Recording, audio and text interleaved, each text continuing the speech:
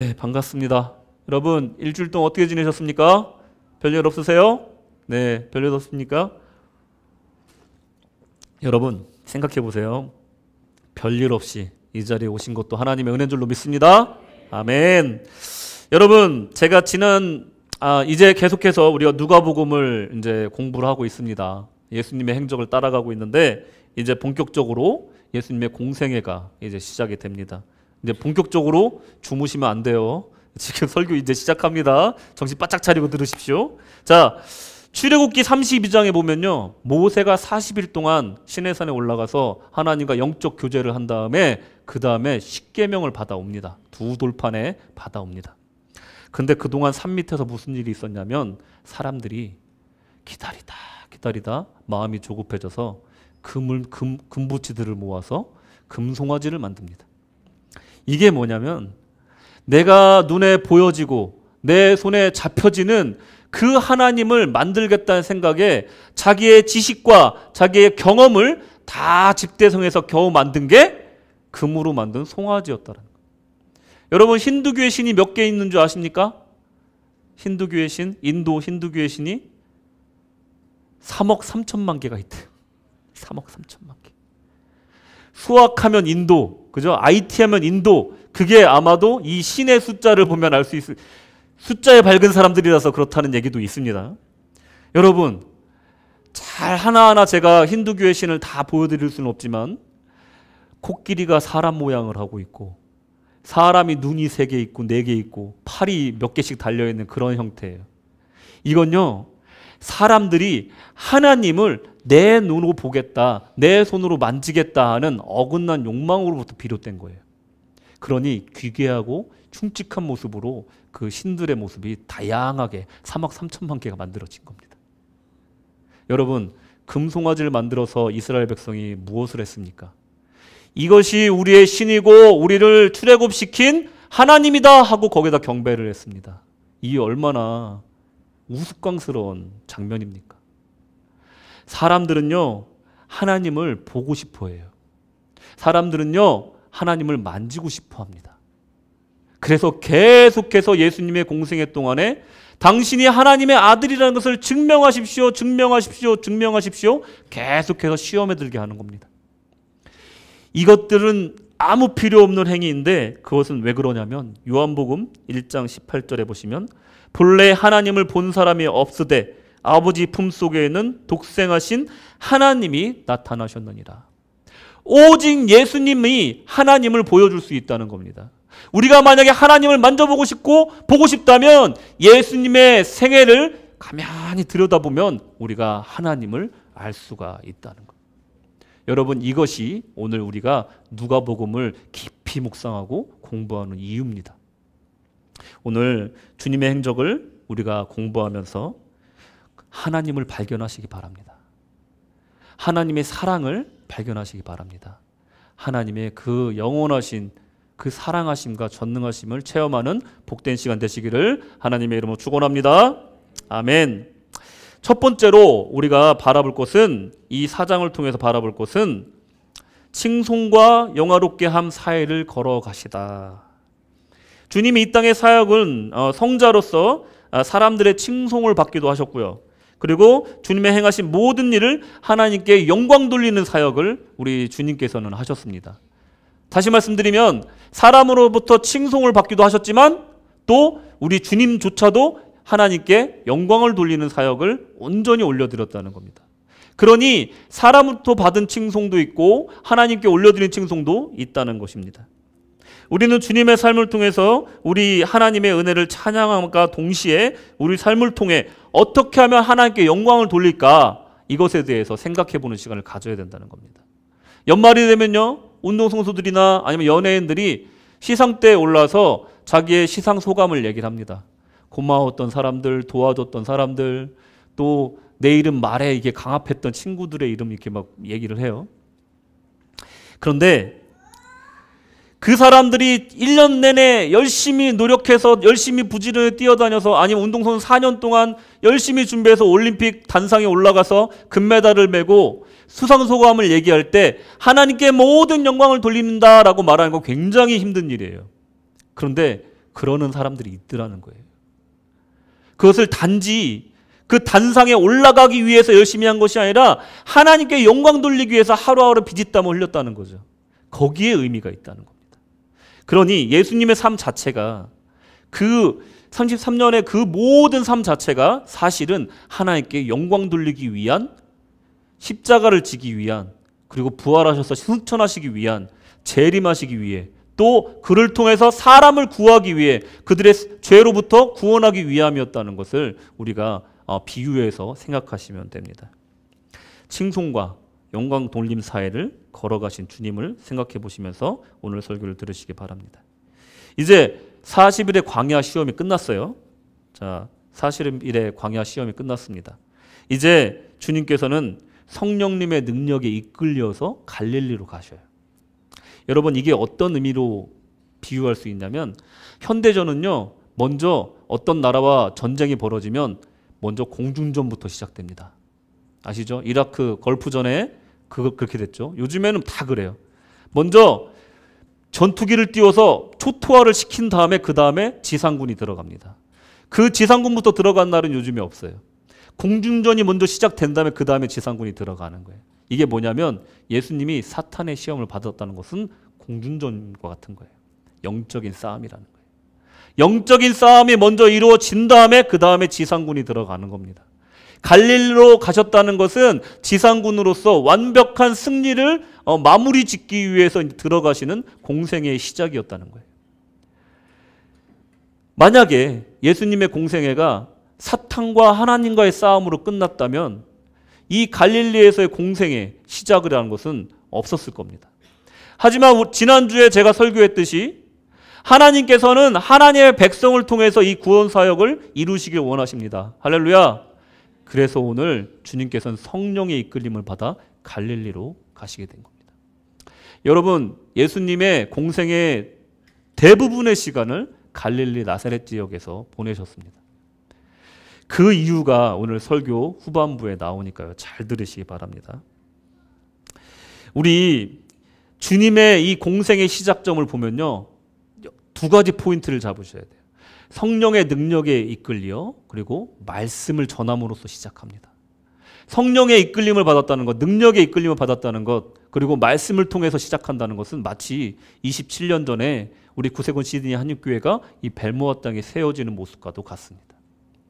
성령님의 인도함에 따라 주님의 믿는 자들을 모으시고, 그리고 이 땅에 주님의 말씀을 선포하면서 이 교회가 시작되었습니다. 그리고 지금까지 그 반석 위에 세워진 교회를 지켜오신 겁니다. 이 주님의 공생애와 비유할 만한 그런 시간이었던 거죠. 하나님의 사역과 교회는 오직 하나님의 말씀으로 인해서 세워진 로 믿으시기 바랍니다. 주님은 선지자를 통해서 예언하신 말씀을 성취를 통해 하나님께 영광을 돌립니다. 공생애 전체가 하나님께 영광을 돌리는 목적에 달려 있었던 거죠. 주님의 공생애는 이 말씀으로 시작한다고 말씀드렸는데 말씀을 인용함으로써 시작됩니다. 이것은 내가 하나님의 아들이다, 내가 성자다, 내가 메시아다라는 걸 드러내는 것이 아니라 하나님의 말씀대로 이렇게 내가 왔고 내가 그다라는 것을 말하기 위해서 하나님의 예언의 말씀을 인용해서 먼저 선포한다는 겁니다. 이게 굉장히 중요한 거예요. 여러분, 이단 사슬들을 보면요, 결국은 하나님의 말씀 결국은 내가 그리스도다 이렇게 한 게 끝이에요. 결국은 자기가 그리스도가 되기 위해서 수많은 작업들을 하는 게 이단들이에요. 그걸 사이비인 거예요. 예수님은 진짜 중에 진짜 진또백인 거죠. 메시아이신 거예요. 그러니까 다른 말 할 필요가 없는 겁니다. 이사야서에 예언된 그가 바로 나다. 이 말씀 한마디면 모든 말씀이 끝나는 거예요. 장사가는요, 이게 예수님이 아니라서 설교를 길게 합니다. 여러분들 이해하셔야 돼요. 제가 만약 예수님이면 저도 긴 말 안 합니다. 설교 40분씩 50분씩 할 이유가 뭐가 있어요? 내가 그다 그러면 되는데. 아멘. 예배 끝. 그러면 되는 거 아닙니까? 근데 장사관은 예수님이 아니기 때문에 설교를 길게 해요. 하지만 예수님은 그분 자체가 메시아이시기 때문에 이사야 말씀에 이러저러 예언이 있는데 바로 그가 나다. 예수님의 설교 방식이었던 거예요. 근데 이 방식이요, 단순하면서 강력해. 사람의 영혼을 뒤집는 거예요. 17절, 18절 다 같이 읽겠습니다. 시작. 선지자 이사야의 글을 드리거늘 책을 펴서 이렇게 기록된 데를 찾으시니 곧 주의 성령이 내게 임하셨으니 이는 가난한 자에게 복음을 전하게 하시려고 내게 기름을 부으시고 나를 보내사 포로된 자에게 자유를 눈먼 자에게 다시 보게 함을 전파하며 눌린 자를 자유롭게 하고 주의 은혜의 해를 전파하게 하려 하심이라 하였더라. 끝! 이렇게 한 겁니다. 네, 우리 주님의 설교.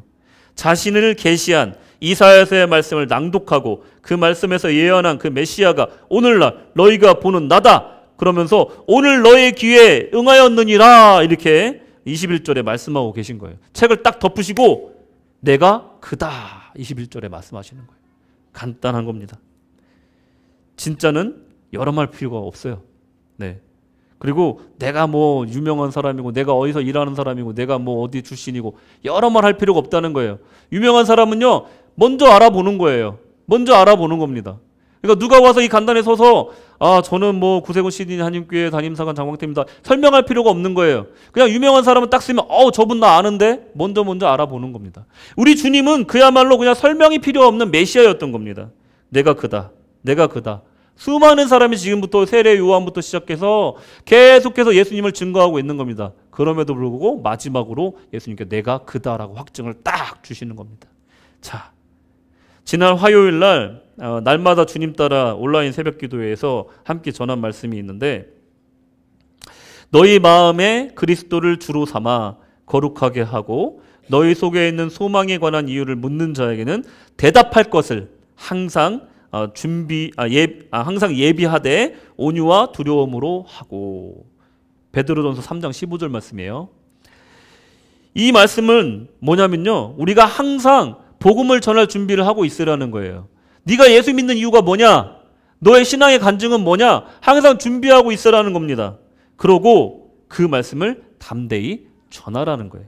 근데 우리가 그 말씀을 전할 때 무엇인가 좋은 결과를 만들어야겠다는 중압감을 내려놓으라는 겁니다.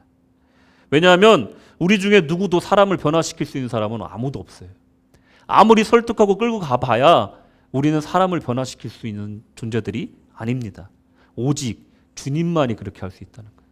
성령님만이 사람의 마음을 변화시킬 수 있습니다. 그러니 우리가 복음을 전파할 때, 간증을 할 때 그 결과에 대해서는 신경 쓰지 말라는 거예요. 예수님이 그랬다는 거예요. 완전히 성령의 능력에 이끌리셔서 말씀을 전하시고 그리고 선포하신 거예요. 끝! 그냥 내가 그다. 그러고 믿는 것은 우리에게 던지신 거예요. 우리의 몫이 된 겁니다. 믿는 자는 구원을 받을 것이고 안 믿는 자는 그 반대가 되겠죠.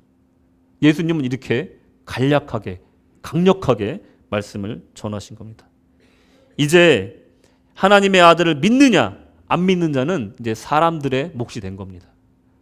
이제 하나님이 할 수 있는 것들은 예수님을 통해서 이제 계속 진행이 될 거지만 그것을 믿느냐 안 믿느냐는 이제 우리들의 몫이 된 거예요. 이제 두루 다니시면서 여러 회당에서 열심히 전하실 겁니다. 열심히 고치실 겁니다. 그리고 열심히 전파하실 거예요. 이 일이 이제 시작된 겁니다. 여러 회당을 다니시면서 예언의 말씀을 이와 똑같은 방식으로 계속해서 전하실 거예요. 예수님의 공생의 시작은 이렇게 순탄해 보였습니다. 어떤 식으로 순탄했냐면 14절 15절을 같이 보시겠습니다. 시작. 예수께서 성령의 능력으로 갈릴리에 돌아가시니 그 소문이 사망에 퍼졌고 친히 그 여러 회당에서 가르치심에 뭇사람에게 칭송을 받으시더라. 아멘. 아주 순탄하게 시작하는 거예요. 소문이 사방에 퍼져버린 거예요. 여러분, 광고 중에 최고는 뭐라고요? 입소문. 그죠? 광고를 아무리 세게 때려봤자 입소문이 안 퍼지면 그냥 미비하다는 거죠. 광고 효과가. 근데 입소문이 퍼지면요, 아름아름해서 온다는 거예요. 그리고 충성스러운 고객을 얻을 수가 있다는 거예요. 고객이랑 비교해서 그런데 이 소문이, 예수님이 오셨다는 소문이 이 사방에 쫙 퍼진 거예요. 그래서 한두 명씩 회당을 찾아옵니다. 예수님의 말씀 듣기 위해서. 그리고 뭇사람의 칭송을 받았대요. Glorified by all 이에요. 모든 사람에게 칭송을 받았다는 거예요. 아직까지 주님을 비판하는 사람이 없었다는 겁니다. 그러니 이 출발이 얼마나 좋습니까? 근데 우리가 여기서 지켜봐야 될 것은 무엇이냐면 칭송이란 단어의 뜻을 한번 생각해 봐야 돼요. 여러분, 이 독사조라는 단어가 있어요. 발음이 한국말 같죠? 꼭 독사조 막 이랬죠. 근데 첫 번째 수동적인 의미는 하나님이 행하신 놀라운 일에 대한 우리의 반응이에요. 영광을 돌리는 거죠. 두 번째, 능동형의 뜻은 완전히 다릅니다. 뭐냐면 하나님께 영광을 돌리기 위해서 우리가 그에 합당한 삶을 사는 것을 말해요. 그러니 이 독사조라는 이 단어 하나에 두 가지 뜻이 담겨 있는 거예요. 하나님께 영광을 돌리는 것, 하나님의 행하신 일에 대해서 우리가 영광을 돌리는 것과 수동적인 의미와 우리가 하나님께 영광을 돌리기 위해서 어떻게 살아야 되냐 하는 몸부림이 담겨 있다는 거예요. 이 단어를 우리가 생각해 볼 때 이 마태복음 9장 8절에 보시면 무리가 보고 두려워하여 이런 권능을 사람에게 주신 하나님께 영광을 돌리니다. 이건 하나님의 영광을 통해서 하나님께 영광을 돌린 겁니다. 행하신 일을 통해서. 근데 요한복음 15장 8절에 보면 너희가 열매를 많이 맺으면 내 아버지께서 영광을 받으실 것이요 너희는 내 제자가 되리라. 이렇게 얘기하는 거예요.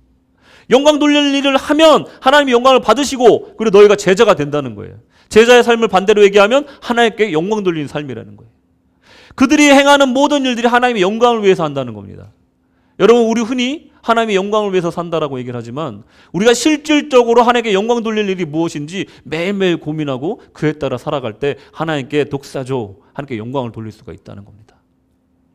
이 두 가지 개념을 여러분들이 머릿속에 넣고 있어야 됩니다. 영광 돌림, 그리고 하나님께 예배하고 경배하는 칭송, 이 두 가지 개념 모두가 다 우리 인생에 일치해야 된다는 겁니다. 예배와 삶의 일치, 이것은 어느 한쪽도 소홀할 수가 없습니다. 사람들은 그 외적인 모습에 마음을 뺏기곤 해요. 능수능란한 사람들의 언변과 웃겼다 울렸다 하는 사람의 재능에 현혹되곤 합니다. 하지만 수많은 유명인들과 위인들 그리고 위대한 신학자들, 사상가들이 그들의 사상은 인정받지만 그 어떤 사람도 그들을 통해서 회심을 했다거나 아니면 구원을 받았다라고 하는 얘기는 참 듣기 어렵습니다. 미담이 별로 없다는 거죠. 저도 참 굉장히 동의하고 또 정말 훌륭하다라고 생각하는 신학자들이 있어요. 칼바르트나 이런 분들은 또 함석헌 선생님 이런 분들, 우찌무로 간주 같은 분들, 내촌 선생님 같은 분들, 이런 분들 굉장히 그분들의 사상을 또 굉장히 좋게 생각합니다. 그리고 또 제가 또 그것을 또 제 생활에 적용하려고 많이 노력을 하는데, 근데 존경하진 않아요. 마틴 루터 킹, 간디 이런 분들 존경하진 않습니다. 그들의 사상은 참 훌륭하지만 그들을 존경할 수는 없어요. 왜냐하면 그들의 사생활을 제가 알기 때문에 그래요. 그냥 밝혀진 사생활만도 그냥 존경할 게 별로 없어. 성적으로 아니면 사생활적으로 굉장히 타락한 삶을 사는 사람들이 많기 때문에 그래요. 인류 역사상 그 삶이 그 사상과 일치한 사람은 예수님밖에 없는 줄로 믿으시기 바랍니다. 여러분들 혹시 인생의 롤모델이 필요하시고 누구를 배워야 될지 모르시겠다면 예수님의 삶을 들여다보시기 바랍니다. 저는요, 존경하는 사람이 누구냐고 물어보면 전 다른 사람 얘기 안 합니다. 그냥 예수님이라고 말씀드려요. 예수님이 가장 완벽한 삶을 우리에게 보여주셨어요. 그 삶을 통해서 우리가 따라간다면 흉내라도 내지 않을까 하는 그 마음뿐이지 누구 인간은 어떤 사람, 그 사람을 따라가고 싶은 마음 별로 없어요. 되게 교만한 말씀 드리겠지만 사실이에요. 사실인 겁니다. 이건. 예수님 외에는 우리가 따라갈 사람이 별로 없어. 왜? 하나님 아래 모든 사람은 죄인이고 똑같은 인간이기 때문에 칭송받을 사람은 아무도 없는 거예요. 그러니 우리가 예수님 삶을 통해서 우리가 배울 점 가장 중요한 거 바로 이것. 독사조. 사람들에게 칭송받을 만한 삶을 사시고 그리고 하나님께 영광이 될 만한 삶을 사셨다는 겁니다. 그 사이를 담담하게 걸어가신 분이 우리 예수님이라는 거예요. 우리는 이분을 통해서 무엇을 배워야 될까? 하나님을 칭송하는 것, 우리 삶 속에 끊임없이 넘쳐나야 합니다. 주님께 영광 돌리고 경배하는 주님의 행하신 일에 대해서 기억하고 그것에 대해서 감사의 제목을 올려드리는 일은 끊임없이 성도가 해야 될 일입니다. 그와 동시에 어떻게 하면 하나님께 영광을 돌릴까? 무엇으로 하나님께 영광을 돌릴까? 생각해야 된다는 거예요. 날맛 뭐죠? 새롭게 하소서인가? 그 프로를 제가 많이 보거든요. 거기에 되게 유명한 연예인이 나왔어요. 근데 그분이 그러세요. 14년 동안 자기 아이를 봐주던, 베이비시터를 해주던, 집안일을 봐주던 이모님이 그만두시면서 자기한테 딱 한 말이 정말로 너무나 충격적이어서 하루 종일 회개하면서 울면서 기도했대요. 뭐라고 그랬냐면, 나 14년 동안 당신네 집안일 봐줬는데 나 당신 때문에 교회 안 나가. 나 당신 하는 거 보니까 나 교회 안 가. 그러면서 비수를 꽂고 갔대요. 그 사람도 참 대단한 사람이죠. 마무리 잘하면 좋은데 얼마나 쌓인 게 많으면 그 사람한테 그 얘기를 하고 갔다는 거예요. 정말 잘 믿는 연예인으로 유명한 사람이에요. 근데 그 애기 봐주던 분이 그 사람한테 그 얘기를 했다는 거예요. 나 당신 때문에 예수 안 믿어. 이랬다는 거예요. 우리가 이 말에 얼마나 자유로울 수 있을까요? 우리 때문에 예수 안 믿는 사람이 있지 않을까요? 주변에? 얼마나 찔리든지 저도 막 오싹하더라고요. 나 때문에 예수 안 믿는 사람이 있으면 어떡하지? 14년을 함께한 사람이 그 말을 하고 떠나는데 그 사람이 그 자리에서 무너졌답니다. 내가 잘못 살았구나. 잘못 살았구나. 여러분, 우리가 한 명이라도 우리 때문에 예수님을 믿어야지, 우리 때문에 한 명이라도 예수를 안 믿는다는 말을 하는 사람이 생기면 어떡합니까? 너무 슬픈 일 아닙니까? 천국에 들어가는 문을 막고 서서 자기도 안 들어가고 다른 사람도 못 들어오게 하는 그런 삶을 살고 있지 않은가. 참 회개하게 되더라고요. 그 말을 들으니까. 남의 일 같지가 않은 거예요. 내가 그러고 있지 않은가 정말 회개하게 되더라고요. 이런 모습들이 우리의 모습일 수 있으니 우리가 기도해야 될 것은 무엇이냐면, 주님, 제가 주님을 닮기를 원합니다. 그냥 신앙적인 허세로 주님을 찬양하고 주님을 닮는 게 아니라 진짜 실제로 하루라도 주님의 뜻대로 한 절이라도 주님을 닮기를 원합니다. 내가 얘기하듯이, 내가 노래하듯이 살고 또 죽기를 원합니다 하는 찬양의 가사처럼 한 절이라도 주님을 닮기를 원합니다.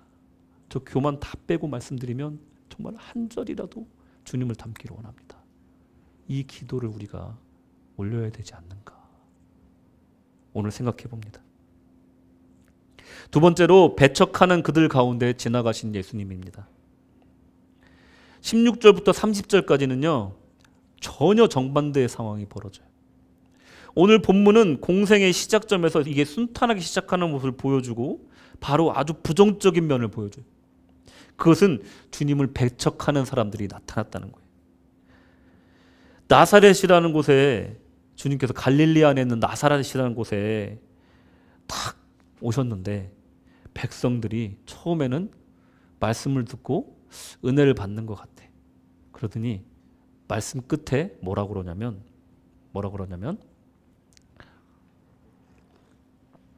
요셉의 아들이 아닌가, 요셉의 아들이 아닌가 하고 무시를 합니다.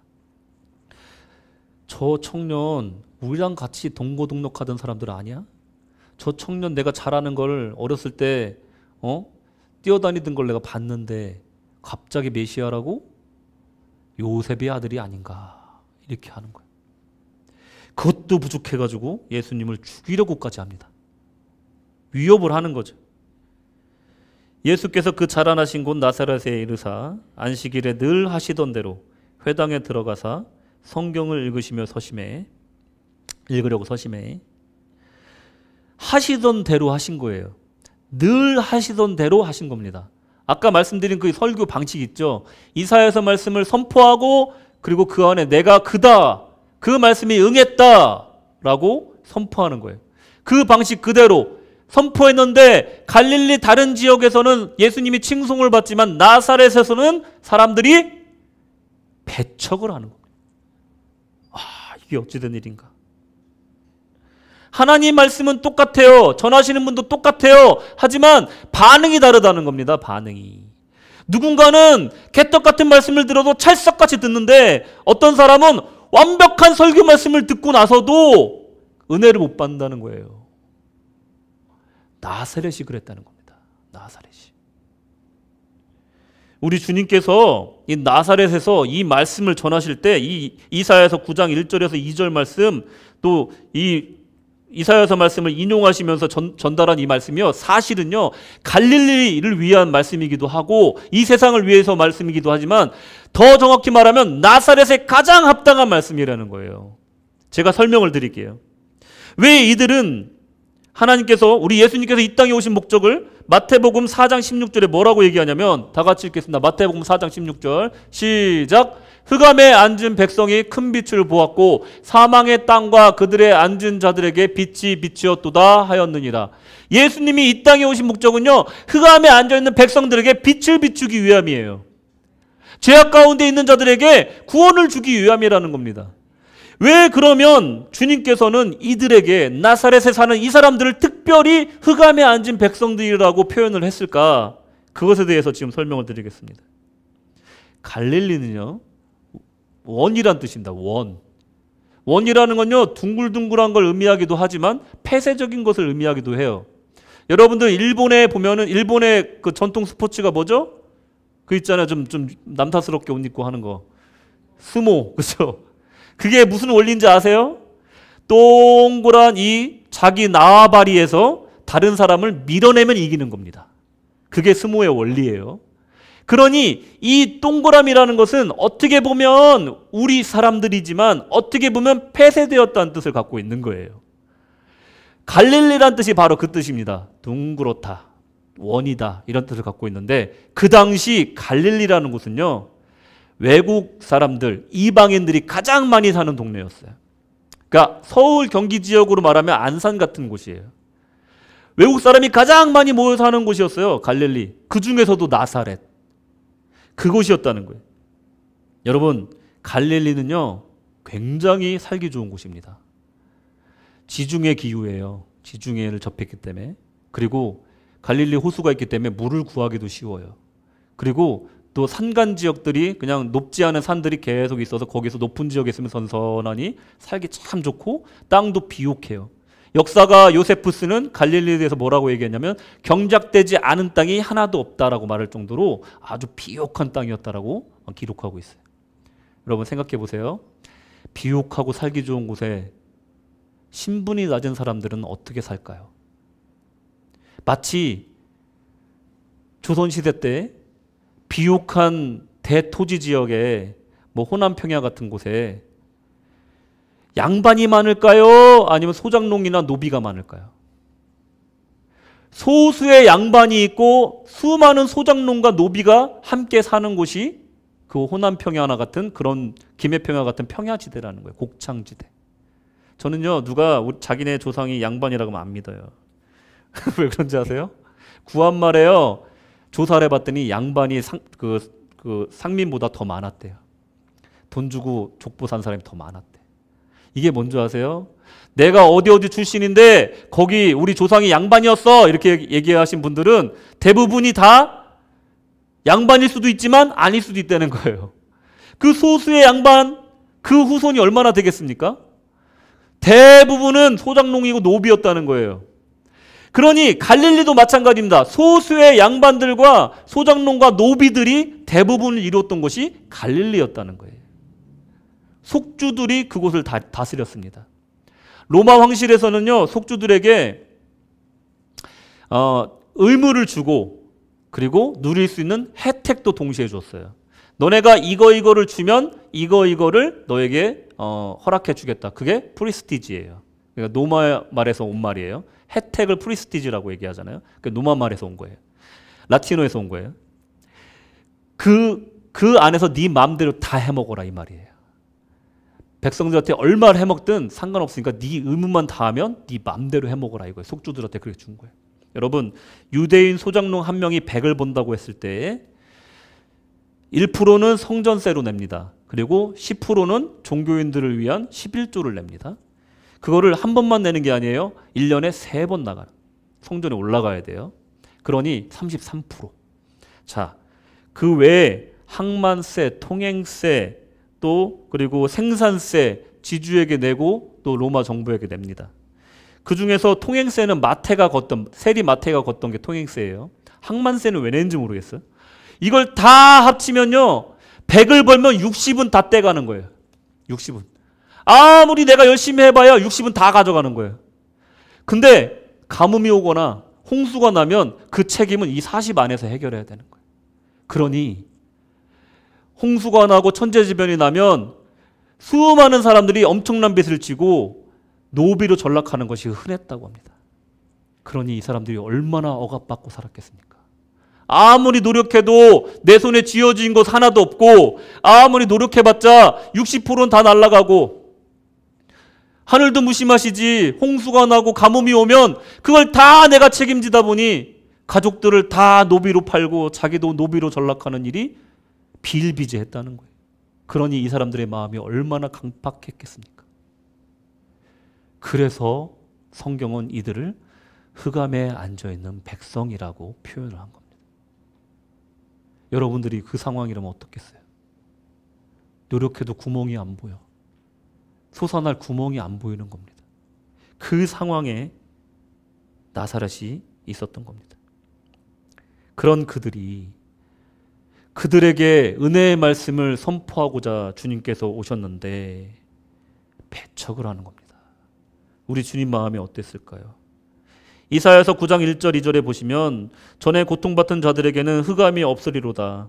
옛적에는 여호와께서 스불론 땅과 납달리 땅이 멸시를 당하게 하셨더니 후에는 해변길과 요단 저쪽 이방의 갈릴리를 영화롭게 하셨느니라.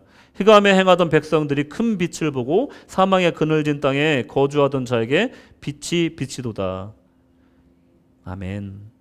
18절 19절 주의 성령이 내게 임하셨으니 이는 가난한 자에게 복음을, 나사렛에 있는 가난한 자에게 복음을, 내게 기름 부으시고 나를 보내사 포로된 자들에게 자유를, 눈먼 자에게 다시 보게 함을 전파하며 눌린 자에게 자유롭게 하고 주의 은혜의 해를 전파하게 하려 하심이라 하였더라.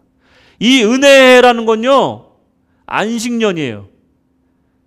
7년마다 있는 안식년을 말합니다. 77이 49, 50년마다 있는 희년을 말해요. 그때는요, 모든 빚이 탕감됩니다. 율법에 그렇게 적혀 있어요. 희년이 되면요, 빚진 모든 것을 다 탕감해 줘야 돼요. 노예들은 다 풀어줘야 됩니다. 그러니 이 은혜의 해를 선포한다는 건 무엇이냐면 이 말씀 그대로인 거예요. 가난한 자에게 복음을 전파되고, 그리고 포로된 자에게 자유를 주고, 그리고 눌린 자에게 자유롭게 한다는 것을 은혜의 해를 통해서 선포한다는 것을 예수님께서 나사렛에 가서 이 말씀을 선포하신 거예요. 자기 얘기란 말이에요. 자기 얘기. 자기들 얘기를 예수님께서 지금 하고, 내가 너희들에게 이 자유를 주겠다라고 지금 얘기하고 계신데 이들이 반응을 배척으로 하는 거예요. 얼마나 가슴이 아프시겠습니까? 여호와의 은혜의 해와 우리 하나님의 보복의 날을 선포하여 모든 슬픈 자를 위로하되, 주님의 이 은혜의 해의 목적은요, 정의롭게 하고 굽은 것을 곧게 하고 그리고 슬픈 자를 위로하는 것이 목적이었어요. 그 위로가 지금 나사렛에 임했는데 배척하고 있다는 거예요. 같은 말씀, 같은 방식, 같은 분이 전했는데 누구는 칭송을 하고 누구는 배척을 한다는 거예요. 끝내 그들은 주님을 죽이려고까지 합니다. 우리를 배척하고 우리를 이유 없이 미워하는 사람들을 우리는 인생을 살다 보면 만나게 돼요. 아무리 생각해도 나는 그 사람한테 잘해준 것밖에 없는데, 또 잘하려고 했는데 왜 오해가 생겼을까? 참 가슴 아픈 경우가 굉장히 많습니다.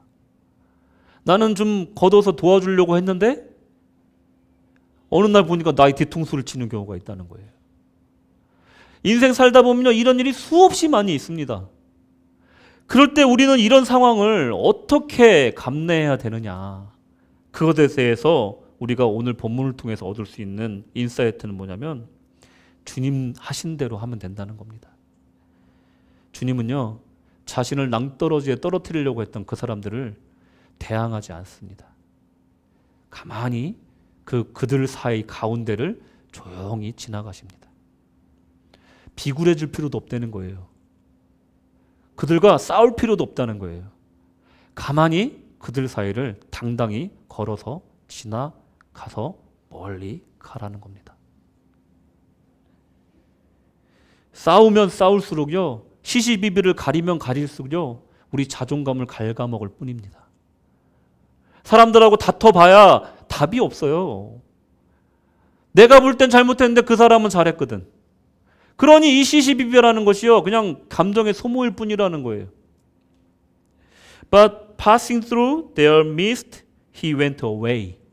그냥 통과해서 그냥 가신 겁니다. 근데 예수님이 그냥 가셨을까요? 저는 예수님이 그 사람들 사이를 통과하는 그때 예수님이 어떤 마음으로 그들 사이를 지나가셨을까를 생각해 봅니다. 얼마나 가슴이 아프셨을까? 나는 저들을 구하고 싶은데, 나는 저들을 저 억압에서 자유케 하고 싶은데 저들이 나를 배척하는구나. 조용히 그곳을 지나가시는 거예요. 주님은 그들에게 분노하지도 않았어요. 주님은 그들을 미워하지도 않았습니다. 그저 안타까워하셨습니다. 주님은 오히려 그들의 마음을 이해하고 계시는 것 같습니다. 얼마나 많은 속임을 당했을까? 얼마나 많은 능욕을 당했을까? 저들이 사회의 가장 낮은 신분으로 살아간다는 것이 그들을 거칠게 만들었구나. 얼마나 고난이 많았으면 저렇게 거칠어졌을까? 마치 버림받아서 날카롭게 짖고 있는 애완견처럼, 버려진 유기견처럼 저들이 나에게 짖고 있구나. 이렇게 생각하고 그들 사이를 지나가고 계신 겁니다. 한 가지 질문을 드리자면요. 여러분들, 우리 주님이 나사렛을 포기하셨을까요? 안 했을까요? 안 하셨습니다.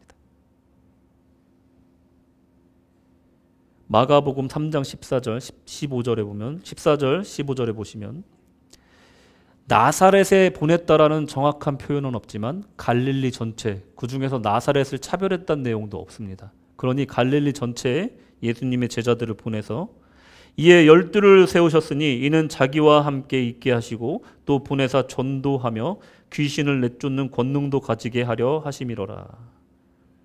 이 결과 어떻게 된 줄 아십니까? 현재 이스라엘에 있는 나사렛이라는 도시는요, 아랍계 기독교인이 가장 많이 사는 도시가 되었습니다. 저 가운데 있는 저 탑 있죠? 저게 예수님의 생가터랍니다. 믿든가 말든가 뭐. 성지순례 가시면 별의별 곳이 다 있어요. 좀 근데 믿든지 말든지 좀 믿음이 안 가는 곳도 있는데 저기가 예수님이 살던 생가터래요. 어떤 데 가면 또 예수님이 40일 동안 기도했던 동굴도 있어요. 아무튼 뭐 은혜만 받으면 되니까. 아무튼 저곳이 예수님 사시던 곳이랍니다. 저기가 나사렛 밤 풍경이에요. 예수님은요, 이 나사렛을 결국은 구원하시는 거예요. 끊임없이 그들을 품습니다. 끊임없이 제자들을 보내요. 그러고 결국은 그들을 품으시는 거예요. 그곳을 passing away 했지만 결국은 그들을 품고 기도하고 계셨던 겁니다. 마음속에 두고 그들을 구원하고자 하는 열망을 포기하지 않으셨던 거예요. 내 주변에 혹시라도 나를 괴롭히는 사람이 있으니까? 혹시라도 이유 없이 나를 괴롭게 하는 사람이 있으세요? 예수님 방식대로 하십시오. 싸우지 마세요. 대항하지 마십시오. 조용히 그것을 당당하게 걸어 나와서 멀리 나오십시오. 시시비비 가리지 마십시오. 그런 다음에 교회 나오셔서 무릎 꿇으세요. 가슴으로 품으십시오. 그리고 인내하십시오.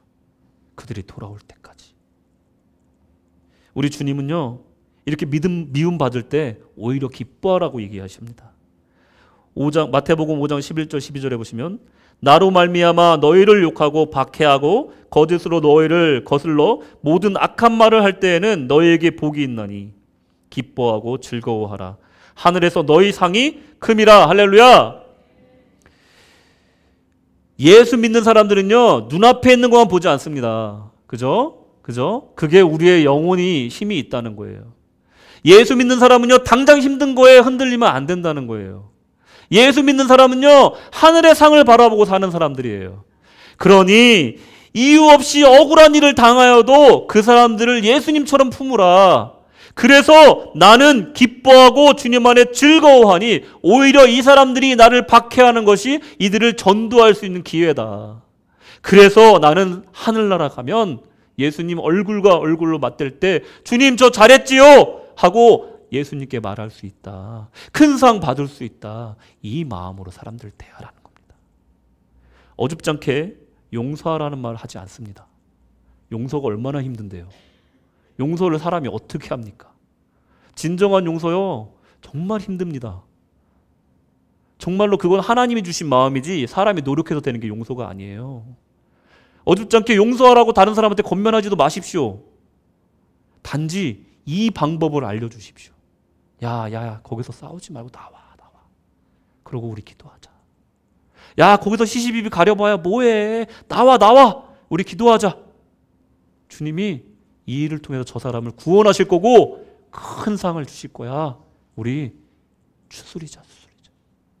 여러분들 세상을 살다 보면요, 누가 그러더라고요. 괜히 독가사를 맞을 때가 있대요.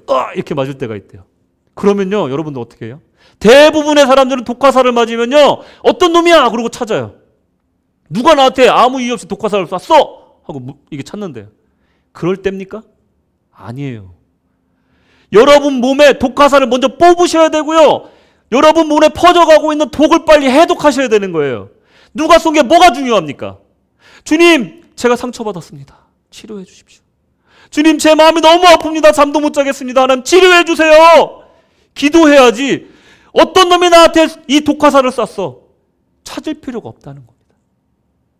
여러분, 이게 순서예요. 이게 순서. 여러분, 독이 퍼지지 않게 하고 내가 살아야 되는 겁니다. 영이 살아야 되는 거예요. 여러분, 억울한 일 당하신 적 있으세요? 오늘 말씀을 다시 한번 들어보십시오. 억울한 일 당하신 적 많으시죠? 주님 방식대로 하셔야 됩니다. 그래야 여러분의 영혼도 살고 그 사람의 영혼도 사는 겁니다. 이것이 예수님의 놀라운 기적의 인간관계 방법이라는 거예요. 여러분들, 결론입니다. 하나님의 하시는 선한 일, 우리 매일매일 세워봅니다. 그리고 그것을 우린 칭송해야 됩니다. 하나님의 자녀다운 삶을 통해 하나님께 또한 영광을 돌려야 됩니다. 나를 배척하는 사람들을 볼 때 힘들더라도 주님 방식으로 그 어려움을 이겨나가고 그 사람을 품어야 됩니다. 왜냐하면 예수님도 안티가 있었어요. 우리가 뭐라고? 예수님도 안티가 있는데 우리가 뭐라고 안티가 없겠습니까? 인생은 원래 안티가 있는 겁니다. 복음적인 설교를 할수록 더 디스라이크가 붙는 거예요. 말씀대로 살면 살수록 더 디스라이크가 많이 붙는 겁니다. 여러분, 하나님 뜻대로 살면 살수록 더 안티가 많아지는 거예요. 예수님도 안티가 있는데, 어려울 때마다 이거 기억하십시오. 예수님도 안티가 있는데 우리가 뭐라고 안티가 없겠습니까? 그런 사람들 만날 때요, 오늘 말씀 기억하십시오. 주님을 배척했던 사람들도 결국은 주님을 믿는 사람들이 됩니다. 이것이 주님의 사랑의 넓이이고 깊이이고 높이이고 길입니다. 얼마나 광대하신 사랑입니까? 그 누구도 예수님을 배척할 수는 있지만 그 사랑을 부인할 수는 없는 거예요. 예배와 삶의 일치가 일어나야 합니다. 독사죠. 하나님께 경배하는 삶과 하나님께 경배하기 위해서 몸부림치는 삶이 우리 삶 가운데 일치함으로 나타나야 됩니다. 이 삶이 27주년을 맞이하는 구세군 시드니 한인교회에 이런 자세가, 이런 신앙의 자세가 있기를 바랍니다. 주님 안에서 이 말씀을 듣는 자들은 그 말씀대로 사셔야 되고 그 말씀대로 실천하실 때 이 영적 복을 받으시고 풍성한 삶을 이루실 줄로 믿습니다. 이 복을 누리시기를 우리 하나님의 이름으로 축원드립니다. 아멘. 기도하겠습니다. 주여, 우리는 연약합니다. 우리는 주님처럼 살기가 너무 힘듭니다. 하지만 오늘 용기 내어 한 발짝 나아가기를 원합니다. 성령의 충만하면 가능한 줄로 믿습니다. 주님께서 도와주시면 우리가 그렇게 살 수 있을 줄로 믿습니다. 하나님, 주님은 이유 없이 십자가를 지셨고 이유 없이 창에 맞으셨고 이유 없이 침뱉음을 받으셨으며 이유 없이 채찍에 맞으셨습니다. 우리가 무엇이라고? 주님, 하늘에서 받을 큰 상을 생각하며 이 땅의 삶 속에서 기뻐하며 즐거워하며 주님과 동행하는 삶을 살게 인도하여 주시옵소서. 주께서 함께 하시기를 간절히 원하며 예수님의 이름으로 기도드렸습니다. 아멘.